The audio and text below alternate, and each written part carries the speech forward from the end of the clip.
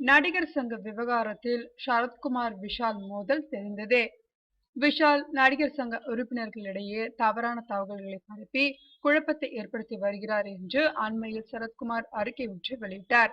அதைத் தொடர்ந்து இரு தரப்பிலும் அறிக்கைகள் மூலமாக அறிக்கைகள் ஆரம்பித்தன. இந்த நிலையில் தயாரிப்பாளர் சங்கம், பிலிம் சேம்பர், நடிகர் சங்க பிரதிநிதிகள் சேர்ந்து சமரசம் செய்ய முயற்சி செய்து வருகிறதாக தெரிகிறது.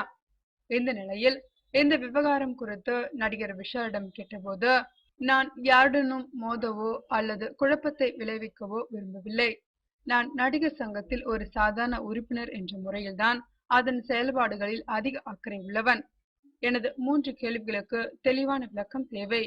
இதைதான் நான் காலங்காலமாக கேட்டுக்கொண்டிருக்கிறேன். ஆனால் சரியான விளக்கம் இதுவரை வந்தபடில்லை. கேள்வி 1. நடிகர் சங்கத்திற்கு கட்டடம் கட்டுவது தொடர்பாக இதை பற்றி கேட்கும்போது இது சம்பந்தமாக வழக்கு தொடரப்பட்டுள்ளது என்பதை காரணம் காட்டுகிறார்கள். பூச்சி முருகன் தொடர்ந்த வழக்கை வாபஸ் வாங்கினால் கட்டிடம் கட்டிடலாம் என்று சொல்லப்பட்டது.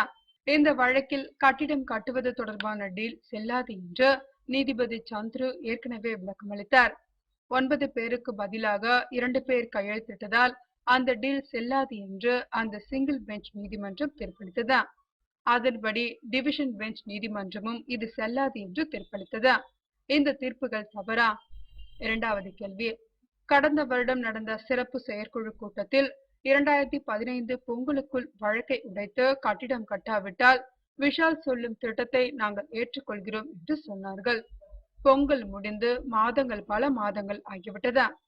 இன்னும் அதற்கு சரியான விளக்கம் கிடைக்கவில்லை. கேள்வி 3. திரு குமரிமுத்து அவர்கள் திருவாளர் என்ற வார்த்தையை பயன்படுத்தியதற்காகவே பைலா எண் 13 படி வழக்கை எடுத்து அவரை சங்கத்திலிருந்து நீக்கினார்கள். ஆனால் என்னை நாய் என்று பேசி இழிவுபடுத்தியவர்கள் மீது எந்த நடவடிக்கையும் இதுவரை எடுக்கப்படவில்லை.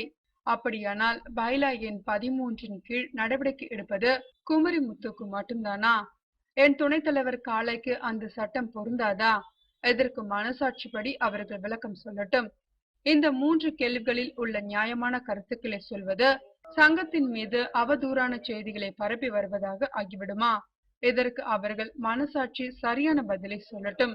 இவ்வாறு விஷால் கேட்டுக்கொண்டுள்ளார்.